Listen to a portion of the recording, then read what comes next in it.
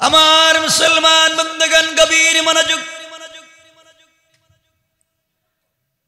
আল্লাহর পয়গম্বর আখিরি জামানার নবী জনাবে মুহাম্মদ রাসূলুল্লাহ সাল্লাল্লাহু আলাইহি ওয়াসাল্লাম এই পৃথিবীতে আগমন করার অনেক দিন আগের কথা আপনাদেরকে শোনায়া দিতে চাই। তিন বন্ধু মিলে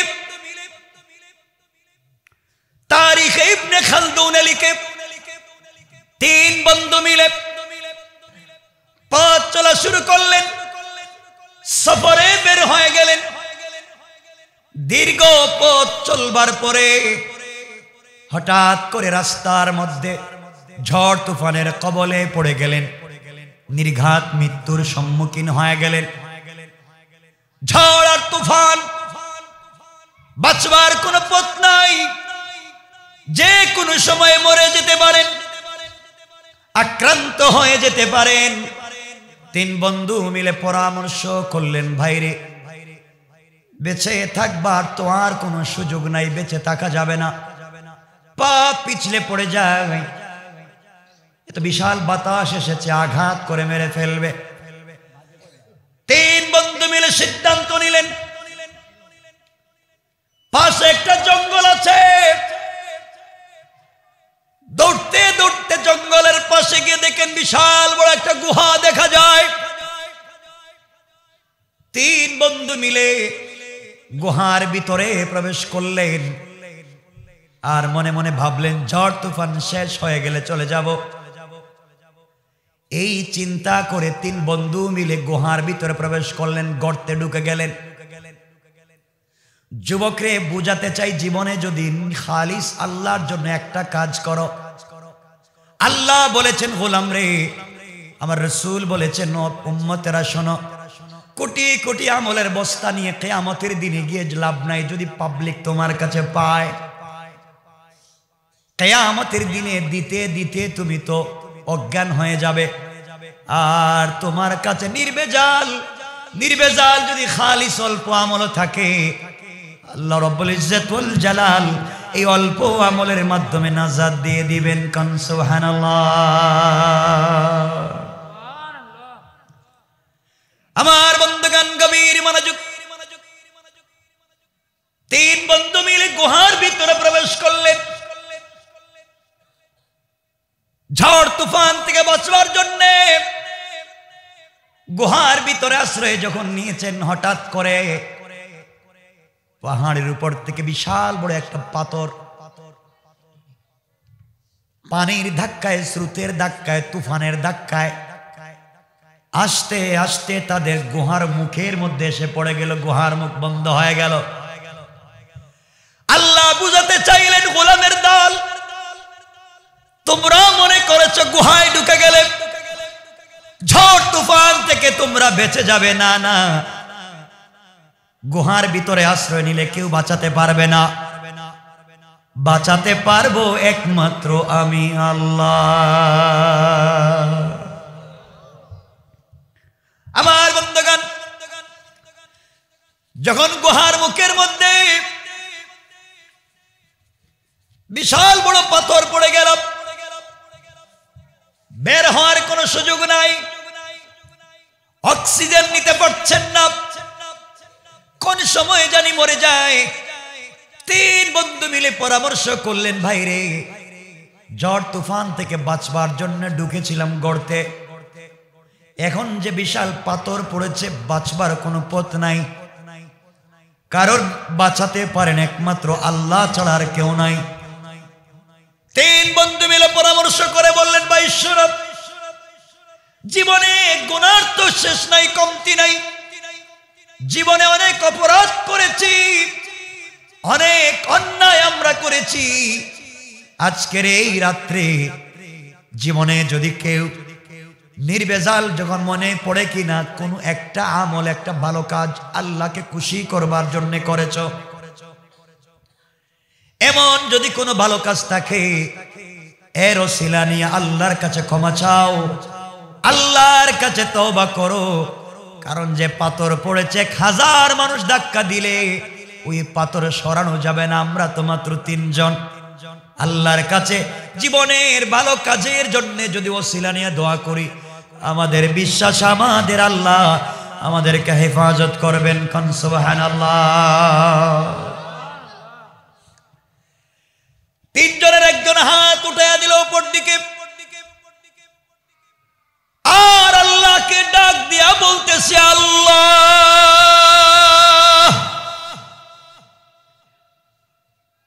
জীবনে অপরাধের কোনো কমতি নাই, এমন কোন নাফরমানি নাই যা হয়তো করি নাই। আল্লাহ তাআলা, আমি তোমার গোলাম, আজ বুঝতে পেরেছি তুমি ছাড়া বাঁচাবার কেউ নাই। এমন জঙ্গলে পড়েছি আল্লাহ তাআলা, পৃথিবীর কোন শক্তি আমাকে আপনাকে বাঁচাতে পারবে না। আমনি বাবার জীবনে কোন নেক আমল মনে পড়ে না, একটা আমলের কথা আমার মনে পড়ে, একমাত্র তোমাকে পাওয়ার জন্য, নির্বেজাল তোমাকে খুশি করবার জন্য আল্লাহ তাআলা ওই কাজটা আমি করেছি। মুনিব, আমি তো একজন বকরির রাখাল, ছাগলের রাখাল ছিল, আমার অনেকগুলা ছাগল ছিল। সকাল বেলা ওগুলা নিয়ে আমি মাঠে চলে যাই, সারাদিন ছাগল চড়াইয়া যখন বাড়িতে ফিরি, বাড়িতে আসার পরে আমার ঘরে নতুন করে কোনো খাবার থাকে না। আল্লাহ তাআলা এই ছাগলের দুধ দহন করে আমি খাই, আমি পান করি, আমার স্ত্রীকে পান করাই, আমার 3-4টা বাচ্চাকে পান করাই, আমার মা বাপকে পান করাই। আল্লাহ তাআলা একদিনের ঘটনা, আমি যত বড় নাফরমান হই না কেন, একদিন সন্ধ্যা বেলা আমি যখন বাড়িতে ছাগল নিয়ে পৌঁছে গেলাম, দুধ দহন করলাম, যেতে যেতে আমার দেরি হয়ে গিয়েছে। ঘরে ঢুকবার পরে ছাগলগুলাকে বেঁধে রাখবার পরে আল্লাহ তাআলা দুধ দহন করে আমি নিলাম। আমার ছোট্ট ছোট্ট কচি কচি বাচ্চারা দৌড়াইয়া আমার কপালে চুম্বন করে ডাক দিয়ে বলছে, আব্বা। সারাদিন মা কোনো খাবার দেয় না, সারাদিন কোনো খাবার পায় নাই, আমার কাছে এসে বলছে, বাবা কিছু দুধ আমাদেরকে দাও, আমরা দুধ পান করে বেঁচে থাকতে চাই।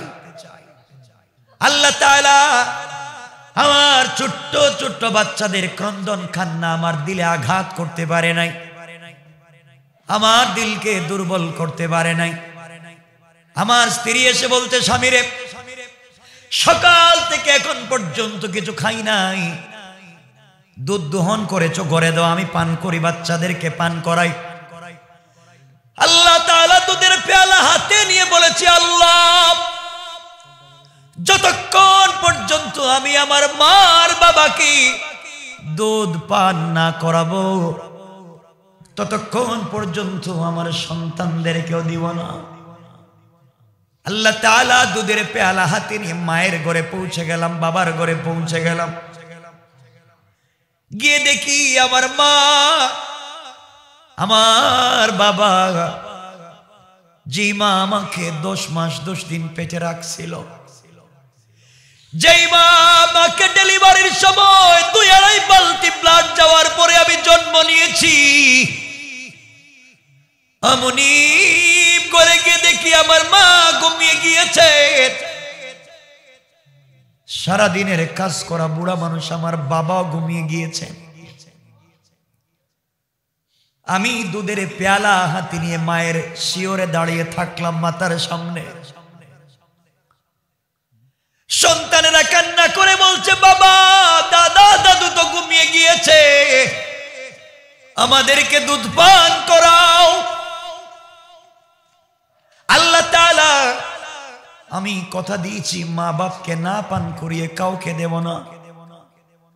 আমার পায়ের সামনে আমার বাচ্চারা কান্না করে করে ঘুমিয়ে গিয়েছে মাটিতে। দীর্ঘক্ষণ পরে সকাল বেলা যখন আমার মা বাবা ঘুম থেকে উঠেছেন, উঠে দেখেন তাদের শিওরে মাথার সামনে দুধ নিয়ে দাঁড়িয়ে আছে। মা ডেকে বলছেন, বাবারে তুমি এখানে দুধ নিয়ে দাঁড়িয়ে আছো কেন?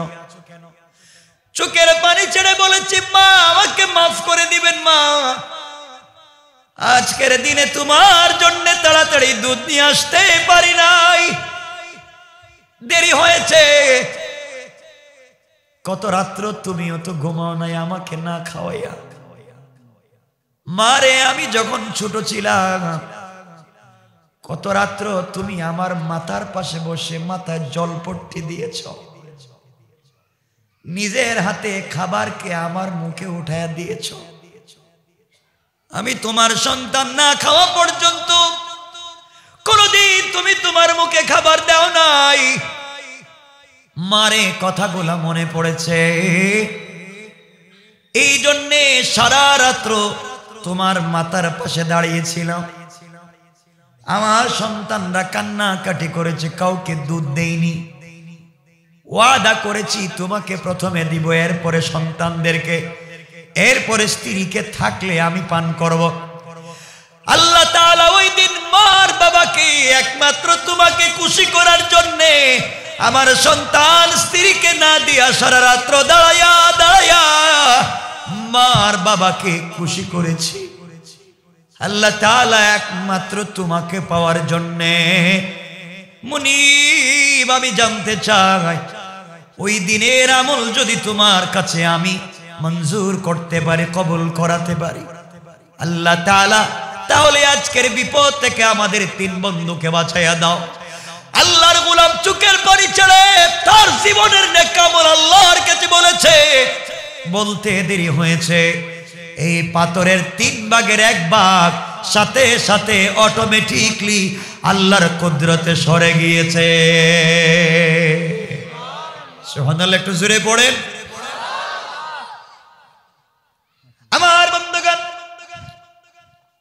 3 বন্ধু এবার তাকায়া দেখে তুফান তো বন্ধ হয়েছে, ঝড় বন্ধ হয়েছে, বাহিরের আলো বাতাস দেখা যায়, কিন্তু বের হওয়ার মতো এত বড় ছিদ্র হয় নাই। দ্বিতীয় বন্ধু হাত উঠাইয়া ধরেছে আর আল্লাহকে ডাক দিয়ে বলছে, আল্লাহ তাআলা আমি জীবনে নেক আমল তো বেশি করতে পারি নাই, জীবনে বহুত অন্যায় করেছি আল্লাহ, আয় আল্লাহ, কিন্তু একদিনের ঘটনা আমি ভুলতে পারি না।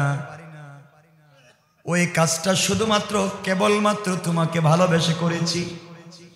আয় আল্লাহ তাআলা, আমার এক কলিজার টুকরা চাচাতো বোন ছিল, সে ছিল বিশ্ব সুন্দরী, তার মতো সুন্দর মেয়ে আমার জানা মতে পৃথিবীতে আর দেখি নাই। আমি তার উপর আকৃষ্ট হয়ে গেলাম, তার সঙ্গে মেলামেশা করবার জন্য, জিনা করবার জন্য আমার মন উতলা হয়ে গেলাম। দীর্ঘদিন থেকে কৌশল করে যায়, কি করলে চাচাতো বোনকে আমি আমার কাছে পাবো। এত সুন্দরী মেয়ের সঙ্গে যদি মেলামেশা করতে না পারে জীবন বরবাদ। আল্লাহ তাআলা এই বোন একদিন বিপদে পড়ে আমার কাছে এসেছে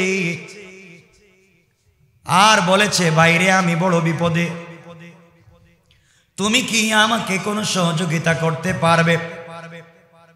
আগো আল্লাহ তাআলা, ওই দিন আমি আমার চাচাতো বোনকে বলেছি, বোন রে, তুই 1000 স্বর্ণ মুদ্রা আমার কাছে চাইলে প্রয়োজন বুঝে আমি 3000 স্বর্ণ মুদ্রা দেওয়ার চেষ্টা করব, বিনিময়ে তোকে আমি 1 রাতের জন্য, 1 দিনের জন্য, 1 ঘন্টার জন্য চাই। তুমি যদি তোমার দেহ আমাকে দিতে পারো আমি তোমাকে টাকা দিতে পারবো। বোন ছিল বড় বিপদে। আয় আল্লাহ তাআলা, অমনিব আমার চাচাতো বোন রাজি হয়ে গেল। আমি টাকা জোগাড় করা শুরু করে দিলাম, টাকা তালাশ করা শুরু করে দিলাম। আল্লাহ তাআলা যেই দিন আমি টাকা পেয়ে গেলাম, অমনি আমি আমার চাচাতো বোনকে আহ্বান করলাম, টাকা পেয়েছি, তুমি চলে আসো। আমার বোন চলে আসলো।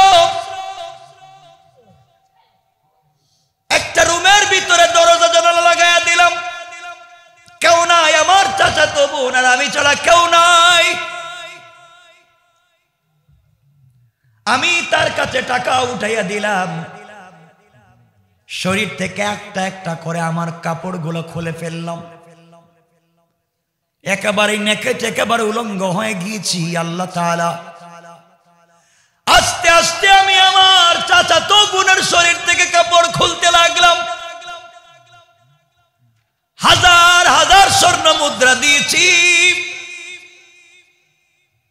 তার দুর্বলতার সুযোগে বিপদের সময়ে আমি টাকা দিয়ে তাকে ইউজ করতে চাইলাম।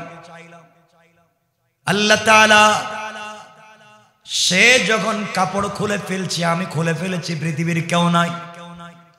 তাকাইয়া দেখি তার চোখ থেকে টপ টপ করে পানি পড়ে যায়। আমি ডাক দিয়ে বললাম, বোন রে, তুই কেন কান্না করবে? চিৎকার করে বোন বলছে, বাইরে ইত্তাকিল্লাহ, ভাই তুমি আল্লাহকে ভয় করো, আল্লাহকে ভয় করো। ইন্নী আখাফুল্লাহ, আমি আমার আল্লাহকে ভয় করি। ভাইরে, কয়েক মিনিটের আনন্দের জন্যে, কয়েক মিনিটের যৌবনের চাহিদা মেটাতে গিয়ে তুমি আর আমি নির্ঘাত জাহান্নামে চলে যাই। জাহান্নাম থেকে কেউ আমাকে আপনাকে বাঁচাতে পারবে না। ও ভাই, আল্লাহ বলেছেন, কাল্লা ইন্নাহা লাযাব নাযাতাল লিশ-শাওয়া তাদউ মান আদবারা ওয়া তাওয়াল্লা। আল্লাহ বলেছেন, গোলাম রে, অন্যায় করেছো, হারাম জেনা করেছো, তোমাকে আমি আল্লাহ এমন জাহান্নামে দিব, যে জাহান্নামের বিছানা হবে আগুনের, কম্বল হবে আগুনের, পানপাত্র হবে আগুনের, জুতা হবে আগুনের। ওই জাহান্নামে তোমাকে ঢুকাইয়া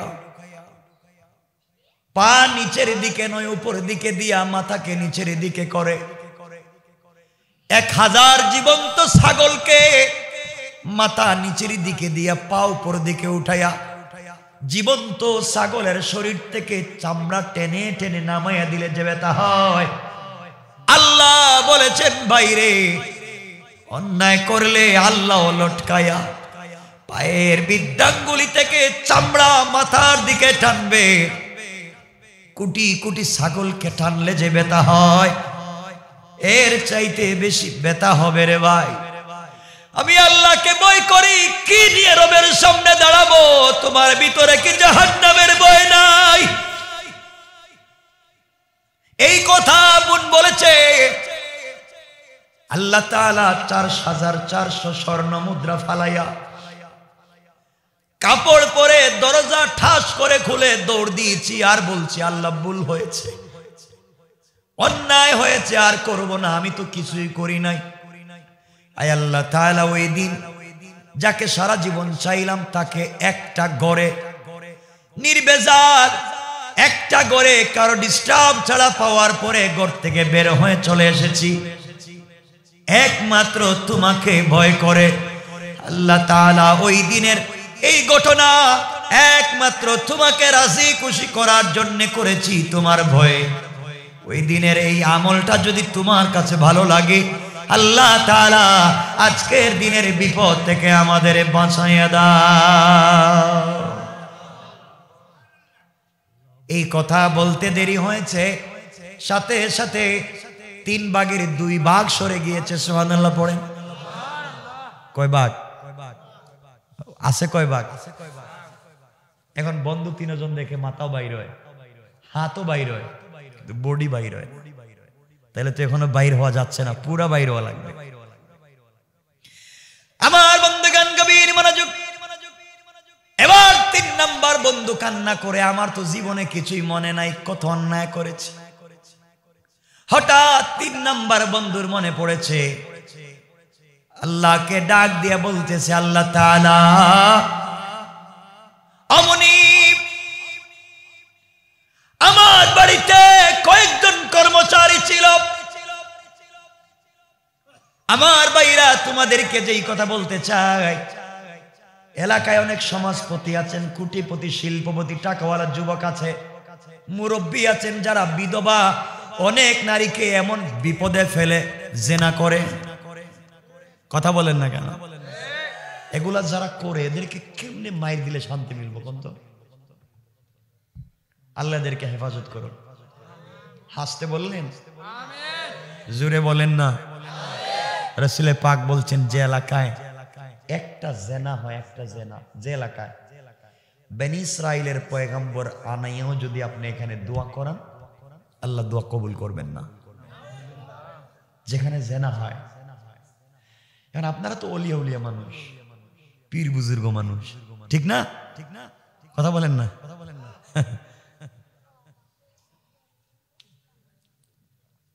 এই এলাকায় খবর নিয়ে দেখেন, অনেক লোক আছে যারা বিয়ে করে বউরে তালাক দিছে। এই তালাক দেওয়া বউরে, ডিভোর্স দেওয়া বউরে নিয়ে আবার থাকে। এটা ধামরাইয়ে নাই মনে হইতেছে? হ্যাঁ, এত মানুষ একটু জোরে আওয়াজ করে বলেন আছে। দোয়া কবুল হবে কেমনে? দোয়া কবুল হবে কেমনে? নাম বলবো না। কালকে এক জায়গায় ওয়াজে গেছিলাম, তাফসিরে লম্বা সময় আলোচনা করেছি। তো ওখানে বসছিলাম আমি কম সময়, 9টার দিকে বসলে, আজকে 12টা তো হয়ে গেছে, আপনাদের কষ্ট হচ্ছে। তো আমি জিজ্ঞাসা করতেছি, আপনারা কি বউরে পিটান? একজন খাড়ায় কয়, আমি পিটাই। বউ পিটায়। যে গেলাম, বউরে মারস কেন? ভাই মারো কেন? মারবো না তো, কোন মারমু কারে? তো আপনারা কি কেউ এখানে আসেন বউরে পিটান? কিছু হয় না, এরা মনে হইতেছে এরা সব হিসাব। তাহলে আপনারা আসেন, আপনাদের কাছে মুড়ি দই যাবে। খুব ভালো মানুষ দেখা যায়। এগুলা করেননি, বউরে পিটাননি, বউরে মারেন কেন আমার বলতে পারবেন কেউ? মানে কেন মারেন কি আমার বলতে পারবেন? কিছু কয় না এরা। বলছি বউরে মারেন কেন? তো আপনি যে কথা শুনেন না, তো আপনারে পিটাইব কে? আপনি যে আল্লাহর কথা শুনতেছেন না, আপনারে কে পিটাইব? বউকে মারা যাবে না, বউকে মারা নিষেধ, হারাম। ঠিক বলেন? ঠিক। তাহলে আর পিটাইতে পারবেন না। হাত উঠে বলেন আমারে। যারা বিয়ে করছেন এরা হাত উঠাইছে, আর যারা বিয়ে করছে এরা হাত উঠায় না। হ্যাঁ ঠিক আছে, পিটাইবেন না কিন্তু। বউ মারা কি? আর বলেন না হারাম।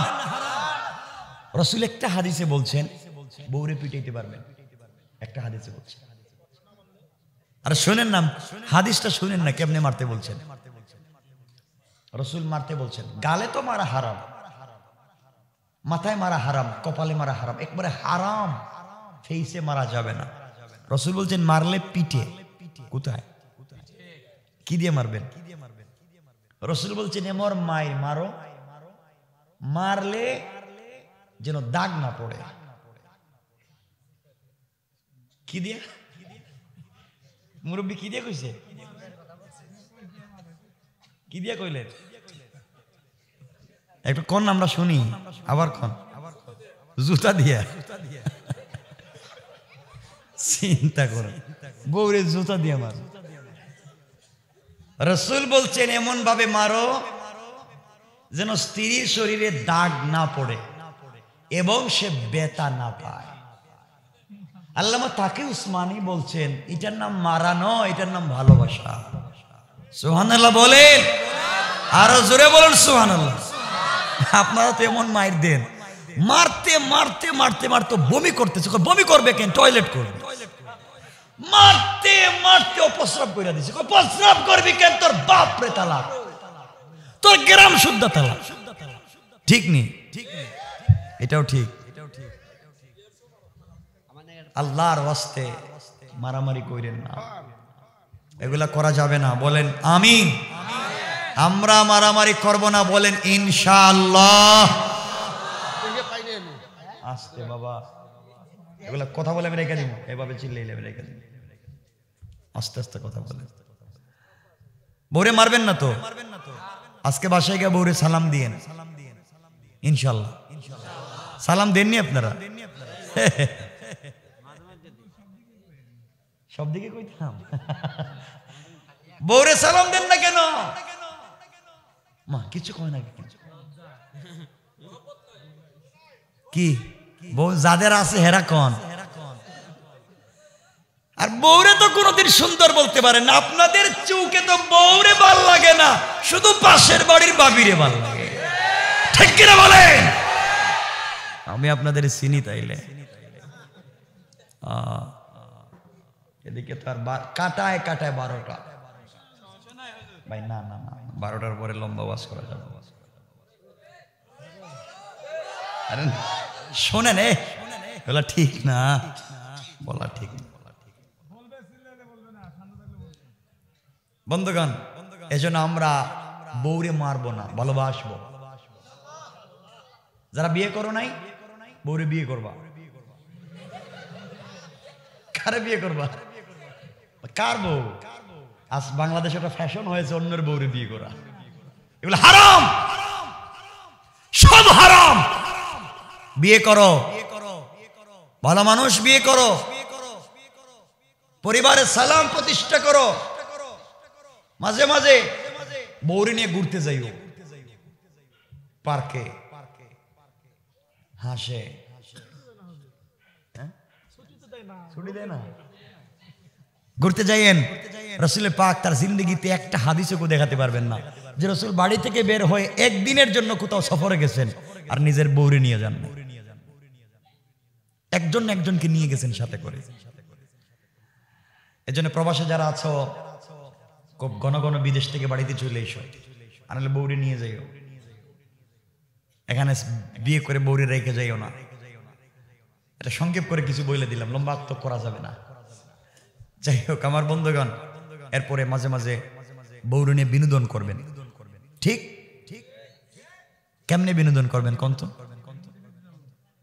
কন না? এগুলো আমার ওয়াজ অনেক আছে, আপনি ইন্টারনেটে শুনবেন। 2-2.5 ঘন্টার একটা আলোচনা করা আছে। বউরে মাঝে মাঝে ঠোঁটে লিপস্টিক লাগাইয়া দিয়েন নিজের হাতে, বুঝছেন নি? বউর সাথে আনন্দঘন সময় কাটাবেন, পরিবারে শান্তি দিবেন কে? আল্লাহ। আমার মুসলমান বন্ধুগণ, গভীর মনোযোগ। 3 বন্ধুর মধ্যে 3 নম্বর বন্ধু হাত উঠে বলছে, আল্লাহ তাআলা আমার ঘরে অনেকগুলা কর্মচারী ছিল, যাওয়ার সময় সবাইকে ঠিক মতো বেতন আমি দিয়ে দিয়েছি। একটা কর্মচারী চলে গিয়েছে, বেতন নেয় নাই। মাত্র 2 টাকা বেতন ছিল, তা নেয় নাই, চলে গিয়েছে। আমি চিন্তা করলাম, গোলাম চলে গিয়েছে, বেতন কি করব? আয় আল্লাহ তাআলা, আমি তার বেতনের টাকা দিয়ে একটা ছাগল কিনলাম। এই ছাগল কেনার পরে ছাগল আরো কিছু বাচ্চা দিল, বকরি আরো বাচ্চা দিল, বাচ্চা দিতে দিত ওগুলো আরো বাচ্চা দিল, এগুলো আরো বাচ্চা দিল। বিশাল একটা ফার্ম হয়ে গেছে, খামার হয়ে গিয়েছে, শত শত ছাগলের খামার হয়ে গিয়েছে। আয় আল্লাহ তাআলা, 1 দিন 2 দিন না, এইভাবে চলে গিয়েছে 12টা বৎসর। আমি আমার এই কর্মচারীর 2 টাকা দিয়া বকরি আর ছাগল লালন পালন করতে করতে বিশাল খামার হয়ে গেল। শত শত ছাগল হয়ে যাওয়ার পরে 12 বৎসর পরে আমার কর্মচারী এসেছে, এসে বলছে, আপনার কাছে আমি 2 টাকা পাই, আমাকে 2 টাকা দেন। আমি তাকে 2 টাকা না দিয়ে দেখায় দিলাম, এই যে বিশাল ফার্ম, শত শত ছাগল, সবগুলা তুমি নিয়ে যাও। সে আমাকে বলছে আমি নাকি তার সঙ্গে দুষ্টামি করতেছি। আমি বললাম, না, তুমি যেই 2 টাকা আমার কাছ থেকে নেও নাই, এই 2 টাকা দিয়ে আমি ছাগল ক্রয় করেছি, বকরি কিনেছি। আস্তে আস্তে এগুলা বাচ্চা দিয়ে বিশাল বড় ফার্ম হয়েছে, খামার হয়েছে, একটাও আমার না, এগুলা তোমার 2 টাকা। কর্মচারী বলতে, স্যার আমাদের 2 টাকা দেনে তো মাছ করা লাগবে না, এটাই নিয়ে যাই। আমি বললাম বাইরে তোমাকে 2 টাকা দিলে হয়ে যাবে, কিন্তু এগুলো তোমার টাকার। আগো আল্লাহ, আমি সবগুলা ছাগল যা খামারে ছিল সব দিয়ে দিয়েছি, চাইলে ওই দিন 2 টাকা দিয়ে বিদায় করে দিলে সে খুশি হয়ে যেত, কিন্তু আমি শুধুমাত্র তোমাকে রাজি খুশি করার জন্যে, ইনসাফ কায়েম করার জন্যে সবগুলা ছাগল আমি তাকে দিয়ে দিয়েছি। সব নিয়ে সে চলে গিয়েছে। আল্লাহ তাআলা 12 বৎসর পরে আমি একজন কর্মচারীর ঠিক মতো আমানত পৌঁছে দিতে পেরেছি। এই কাজটা একমাত্র তোমাকেই রাজি খুশি করার জন্য করেছি আল্লাহ তাআলা। এটা যদি তোমার কাছে মঞ্জুর হয়ে থাকে, আজকের দিনের কঠিন বিপদ থেকে আমাদেরকে বাঁচাইয়া দাও। বলতে দেরি হয়েছে, হাত নামাতে দেরি হয় নাই, সাথে সাথে বিশাল বড় পাথরটা গর্তের মুখ থেকে আস্তে করে নিজে থেকে চলে গিয়েছে। সুবহানাল্লাহ, জুড়ে পড়েন। আল্লাহ তাদেরকে হেফাজত করে দিলেন, তাদেরকে আল্লাহ বাঁচাইয়া দিলেন। কে বাঁচাইয়া দিলেন? কথা বলেন, কে বাঁচাইয়া দিলেন? এই জন্য আমার মুসলমান, কষ্ট হচ্ছে না তো? আমার মুসলমান বন্ধুগণ, খুব লম্বা চৌড়া আমলের দরকার নাই, সংক্ষেপে নির্ভেজাল কিছু আমল মনে রাখবেন, যে আমলগুলার দ্বারা, যে আমলের ভিতরে বিদআত নাই, যে ঈমানের ভিতরে শিরিক নাই, শিরিক মুক্ত ঈমান, বিদআত মুক্ত আমল, এগুলা করে যদি কবরে যেতে পারেন, আল্লাহ বলছেন গোলাম রে, বান্দার হক যদি না থাকে, আমার হক নষ্ট করে ফেললেও আমি আল্লাহ চাইলে তোকে মাফ করে জান্নাতি বলে ফয়সালা করে দিতে আমি আল্লাহর 1 মিনিটও দেরি হবে না। পড়েন সুবহানাল্লাহ। এই জন্য আমার আল্লাহ বলেছেন গোলাম, আমার নবীকে আমার আল্লাহ বলছেন ফাম্মাল ইয়াতীমা ফালা তাকহার। বন্ধুরে, ইতিমের সঙ্গে আপনি খারাপ আচরণ করবেন না, কারণ যারা ইতিমের সম্পত্তি মেরে খায়, আল্লাহ বলছেন জুলমান, ইন্নামা ইয়াকুলুনা ফি বুতুনিহিম নারা ওয়া সায়াসলাউনা সাইরা। যারা অন্যায়ভাবে ইতিমের সম্পত্তি বক্ষণ করে খায়, তারা যেন তাদের পেটের ভিতরে জাহান্নামের আগুন ভর্তি করে। নাউযুবিল্লাহ। এমন অনেক আছে যারা ইতিমের সম্পত্তি ঠকাইয়া খায়। ভাই মারা গেছে, বাতিজারের সম্পত্তি না দিয়ে সব চাচা তার নামে কইরা ফেলাইছে। কথা কন না, আসেনি এগুলো আপনাদের এলাকায়?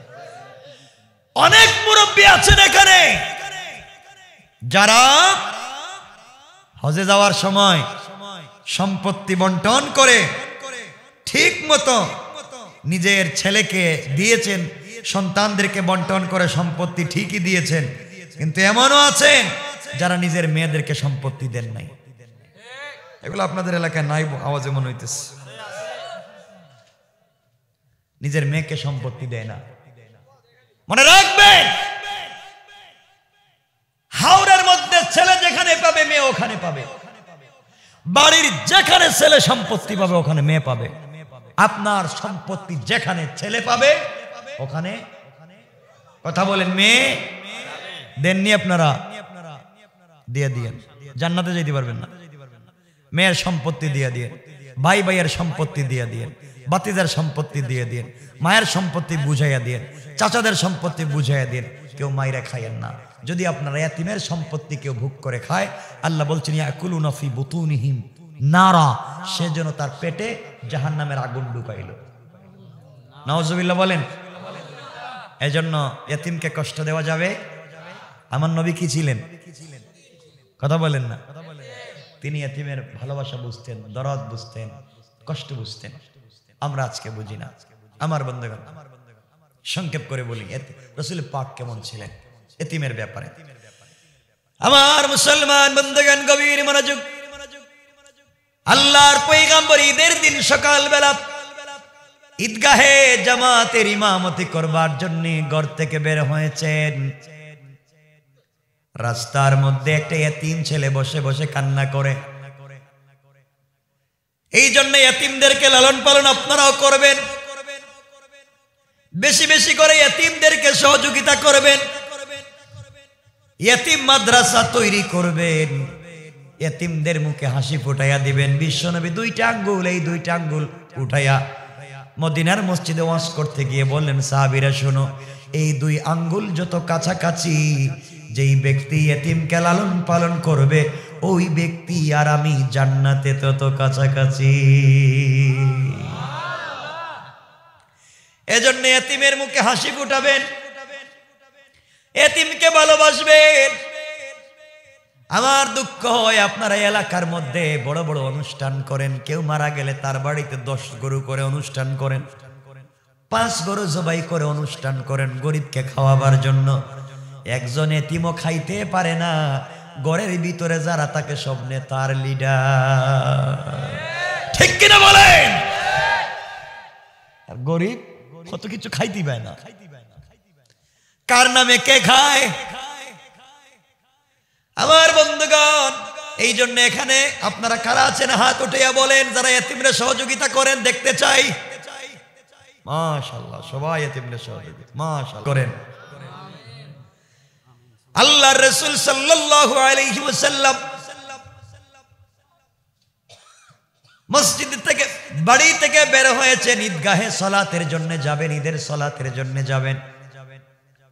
একটা এতিম ছেলে রাস্তায় বসে বসে কান্না করে। এই রাস্তা দিয়ে কিছুক্ষণ পরে হযরত ওমর গেলেন, রাস্তায় গিয়ে দেখেন একটা ছেলে, বারিক পিচ্চি একটা ছেলে কান্না করে। জিজ্ঞাসা করলেন, বাচ্চা তুমি কান্না করো কেন বসে? বাচ্চা বলতেছে, আপনার নাম কি? ওমর বললেন, আমার নাম ওমর। শিশু বাচ্চা ডাক দিয়া বলতেছে, না না, আপনাকে আমার মনের ব্যথা বলবো না, আপনি বুঝবেন না। আমি বসে আছি এই পথ দিয়া, দিনের নবী এতিম নবী যখন যাবেন তার কাছে আমার মনের ব্যথা বলবো, আমার বিশ্বাস আমার নবী আমার কথা বুঝবে। কিছুক্ষণ পরে এই রাস্তা দিয়ে হযরতে আবু বকর যেতে লাগলেন। ছোট্ট বাচ্চা সালাম দিয়েছে। আবু বকর বললেন, তুমি বসে আছো কেন? বাচ্চা বলছে, আপনি কে? আবু বকর বলেন, আমি রাসূলের সাথী বন্ধু আবু বকর। না, আপনাকে বলা যাবে না, আপনাকে আমার দুঃখ বললে হবে না। আমি এতিম নবীর অপেক্ষায় আছি, তিনি গেলে আমি বলবো। কিছুক্ষণ পরে বিশ্ব নবী এদিকে যেতে লাগলেন। বাচ্চা কান্না করে, তিনি দাঁড়িয়ে বললেন, তুমি কেন কান্না করো? আপনার কাছে বলবো না, আর 2 জন গিয়েছে তাদের কাছে বলি নাই, আপনার কাছে আমি বলবো না। এই রাস্তা দিয়ে দিনের নবী এতিম নবী যাবে, তার কাছে আমি মনের ব্যথা বলবো, আইন তিনি আমার কথা বুঝবেন, কেউ বুঝবেন না। আল্লাহর রাসূল বলছেন, আল্লাহর রাসূলকে আল্লাহ এর জন্য বলছেন, ইতিমকে ধমক দিয়ে আপনি কথা বলবেন না, ইতিমের সঙ্গে খারাপ ব্যবহার আপনি করবেন না, কঠোর আচরণ করবেন না। নবীজি কথা শুনে বসে গেলেন। ইতিমের কপালে চুম্বন দিয়ে জড়াইয়া ধরে বললেন, বাচ্চা তুমি যে ইতিম নবীর জন্য অপেক্ষা করো, আমি হলাম সেই ইতিম বিশ্ব নবী। বাচ্চা ডাক দিয়া বলছেন, ইয়া রাসূলুল্লাহ, ইয়া হাবিবাল্লাহ, আল্লাহর পয়গম্বর, আমার জন্মের 1-2 মাস পরে আমার বাবা মারা গিয়েছেন, আমার বাবা নাই। আমি কিছু বড় হওয়ার আগে আমার মা আরেকটা বিয়ে করেছেন। ওগো আল্লাহর পয়গম্বর, আমার মা যাকে বিয়ে করেছেন তিনি আমাকে দেখতে পারেন না। মা যদি আমাকে কুলে নেয় তিনি সহ্য করতে পারেন না। মা আমাকে আদর করলে তিনি সহ্য করতে পারেন না। মা যদি আমাকে আদর করে কিছু মুখে দেয়, আমার এই বাবা কিছু সহ্য করতে পারে না। রাত্রবেলা মায়ের বাড়িতে গিয়েছিলাম, মা ডাক দিয়ে বলেছেন, বাবারে তুমি ঈদের রাত্রে আমার কাছে এসেছো, আমি তোমাকে আদর করে কপালে চুম্বন দিতে পারবো না। আমি যাকে বিয়ে করেছি তিনি তোমাকে সহ্য করতে পারেন না। আজকের দিনে আমি তোমাকে কিছুই দিতে পারলাম না বাবা। এই মদিনার কেউ তোমার দরদ বুঝবে না। তুমি আজকে মদিনার রাস্তায় বসে থাকো। এই রাস্তা দিয়ে দিনের নবী বিশ্ব নবী যাবেন, তিনি এতিম। এতিমের দরদ তার চাইতে কেউ বুঝবে না। পয়গম্বরে আরবি মায়ের কাছ থেকে বিদায় নিয়ে ফজরের আগে থেকে মদিনার রাস্তায় বসে বসে আপনার অপেক্ষা করি। বলেন তো আমাকে, বলেন তো আমাকে একটু বলেন না, আমি কোথায় যাব? নবীজি বসে বাচ্চাটাকে নিজের কুলে বসালেন, বুকের সঙ্গে জড়াইয়া কানে কানে বললেন, বাচ্চা বলো, আজকে থেকে যদি আমি বিশ্ব নবী তোমার বাবা হয়ে যাই আর আয়েশা যদি তোমার মা হয়ে যায়, বলো তো তোমার দুঃখ কষ্ট দূর হবে নাকি? বাচ্চা চিৎকার করে বলছেন, পয়গম্বর আরবি, আপনি যদি আমার বাবা হয়ে যান আর আয়েশা যদি আমার মা হয়ে যায়, ফাতেমা আমার বোন হয়ে যায়, দুনিয়ার জমিনের চাইতে বড় চাওয়ার নাই। পয়গম্বর আরবি, আপনি যদি আমাকে গ্রহণ করেন, আমার মতো পোড়া কপাল পৃথিবীতে আর নাই। নবীজি হাত দুটা ধরলেন, ব্যাক করলেন ঈদগাহের মাঠে না গিয়ে ঘরের দিকে, দরজায় আঘাত করে ডাক দিয়ে বললেন, আয়েশা রে বের হও, আল্লাহ তোমার জন্য ঈদের দিনে একটা গিফট পাঠাইছেন। আল্লাহ তোমার জন্য ঈদের রাত্রে, ঈদের দিনে তোমাকে আমি কোনো গিফট উপহার দিতে পারি নাই। আল্লাহ তোমার জন্য উপহার পাঠাইয়া দিয়েছেন। এতিম বাচ্চাকে রাস্তার থেকে নিয়ে এসেছি, বাচ্চাকে বলেছি আমি তার বাবা, তুমি তার মা।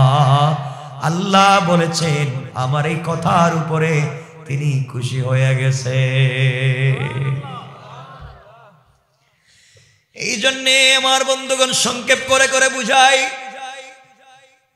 আল্লাহর রাসূল এতিমের সঙ্গে ভালো ব্যবহার করেছেন, আমরাও করব। আমাকে কথা দেন ইনশাআল্লাহ।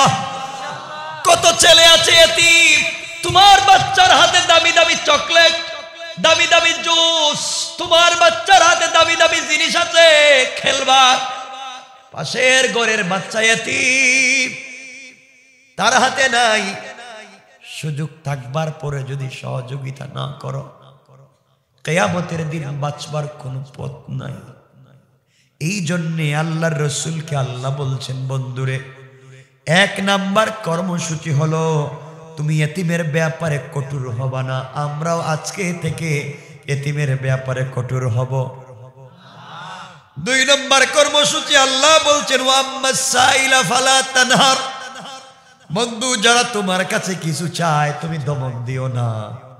আমার বন্ধুগণ দেখবেন সাহেব কোটি টাকার গাড়ি দৌড়াইয়া পাটুরিয়ার রাস্তায়, আরিচার রাস্তায় যায়, জেমে পড়ে ভিক্ষুক ভিখারিরা, ভিক্ষুকেরা দেখবেন ছোট ছোট বাচ্চারা, মুরব্বীরা হাত নাই পা নাই, আতুর ল্যাংড়া দেখবেন বুবা, হাতের মধ্যে ভিক্ষুকের একটা থালা নিয়া, ভিক্ষার থালা নিয়া গ্লাসের সামনে এসে বলছে, সাহেব একটা টাকা দেন, 5টা টাকা দেন, এক সপ্তাহ ভালো কিছু খাই নাই।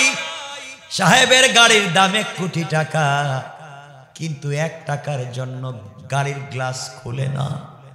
আল্লাহ বলেছেন, সাহেব রে, কোটি টাকার গাড়িতে বসাইছি আমি, ভিক্ষুকের হাতে ভাঙ্গা থালা দিয়া রাস্তায় দাঁড় করাইছি আমি। তুমি যদি না চিনতে পারো, আমি আল্লাহ চাইলে ভিক্ষুককে প্রাইভেটে বসাইয়া তোমাকে প্রাইভেট থেকে বাহির করে পাটুরিয়ার রাস্তায় ভাঙ্গা থালা দিয়া বসাইয়া দিতে পারি। ঠিক কিনা বলে?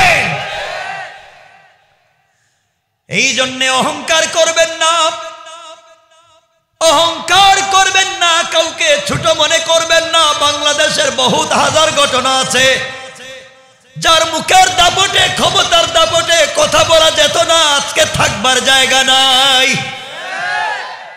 বন্ধুরে, কোন সময় কার হাতে আল্লাহ ভাঙ্গা থালা ধরাইয়া দিবে।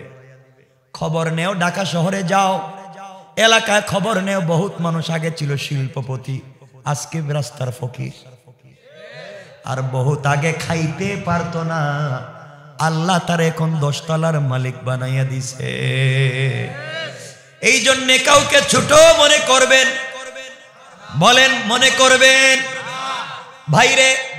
এই জন্যে কেউ যদি আপনার কাছে কিছু চাই ফিরাইয়া দিবেন না। আমার রসুলের কাছে কেউ যদি কিছু চাইতো ফিরাইয়া দিতেন না। যদি না থাকতো কারো কাছ থেকে ঋণ করে তিনি দিতেন, ঋণ না পাইলেও বলতেন আগামীকালকে আইসো আমি দিব। এক কথায় রাস্তার ফকিরকে ফিরাইয়া দিতেন না। আর আজকে তো আমরা ওয়াজ শুরু করি, গ্লাস খুইলা গায়ে ছেলে ভিক্ষা করো, সুরাব কেরাত পারো, নামাজ পড়ো 5 ওয়াক্ত, ওযু আছে, তায়াম্মুমের ফরজ জানো।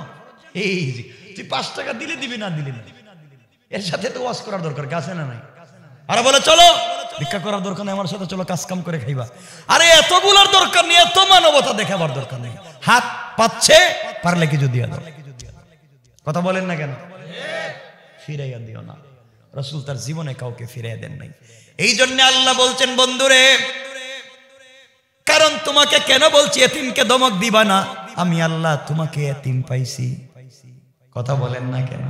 আমি আল্লাহ তোমাকে এতিম পাইছি, এতিম থেকে বড় বানাইছি। তুমি এতিমকে কোনোদিন ধমক দিবা না।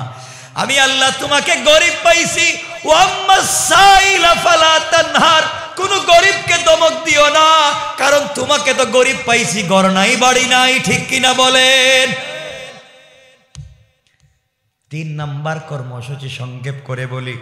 আল্লাহ 11 নম্বর আয়াতে বলছেন ওয়া আম্মা বিনি'মাতি রাব্বিকা ফাহাদ্দিস। সকল কাজে তুমি আল্লাহ পাকের এনাম নিয়ামতের কথা তুমি ঘোষণা করো, আল্লাহর নিয়ামতের প্রশংসা করো, এইভাবেই চলো। আল্লাহ বলছেন গোলাম, তুমি তোমার এলাকায় খুঁজে দেখো কত মানুষের হাত আছে, পা আছে, কিন্তু ব্রেইন নাই, পাগল আছে না নাই? কত বাবার কোটি টাকা আছে, আপনি কি জানেন? আমি একটা কথা বলে দেই, কোটি টাকার বাবার কোটিপতির ছেলে কোটি টাকার মাদক খাইয়া রাস্তায় পড়ে যাওয়ার চাইতে রিকশাওয়ালার ছেলে কোরআনের মাজলিসে বসে যদি একটা আয়াত শিখে আল্লাহওয়ালা হয়ে যায়, কোটিপতির ছেলের চাইতে রিকশাওয়ালার ছেলের দাম আল্লাহর কাছে অনেক বেশি। ঠিক কিনা বলেন? এজন্যে কাউকে ছোট মনে করবেন না। আমরা ছোট মনে করব না, আল্লাহর প্রশংসা করব। এই যে আল্লাহ জবান দিয়েছেন, হাত দিয়েছেন, পা দিয়েছেন, আমরা সুস্থ। যুবকদেরকে শেষে যে কথা বলতে চাই, যুবকেরা আমাদের শক্তি আছে বডিতে, আমাদের ক্ষমতা আছে। আজকে রাত্রে চাইলে সারা রাত আমরা মদের আড্ডা যাইতে পারি, সিনেমা দেখতে পারি, নেকেট গান গল্প করতে পারি, চাইলে আজকে সারা রাত তাহাজ্জুদে কাটায়া দিতে পারি। কারণ কি? এই যে মুরব্বীরা বসে আছেন, জোয়ানেরা যদি রাত্রবেলা জোয়ানি বয়সে একটা সেজদা আল্লাহর কদমে দেয়, মুরব্বী বয়সে 100 বছর ইবাদত করলে যে সওয়াব, জোয়ান বয়সের একটা সেজদায় তার চাইতে বেশি সওয়াব। এজন্যে আমরা এই জোয়ানিকে কাজে লাগাবো ইনশাআল্লাহ। সবাই বলেন ইনশাআল্লাহ। 2 ঘন্টা হয়ে গেছে কাছাকাছি, আর লম্বা করতে চাই না। এজন্য আর লম্বা করতে চাই না। আল্লাহকে ওয়াস্তে আমার জন্য দোয়া চাই, আপনাদের জন্য দোয়া থাকলো। লম্বা কথা বলেছি, কর্মসূচি 3টা দিয়েছি। 1 নাম্বার, আমরা এতিমের সাথে খারাপ ব্যবহার করব না। 2 নাম্বার, কোন সাইল ভিক্ষুকের সাথে ধমক দিয়ে কথা বলবো না। 3 নাম্বার, সকল কাজে শুকর গুজার হব কার। এখানে কথা রেখে দিলাম।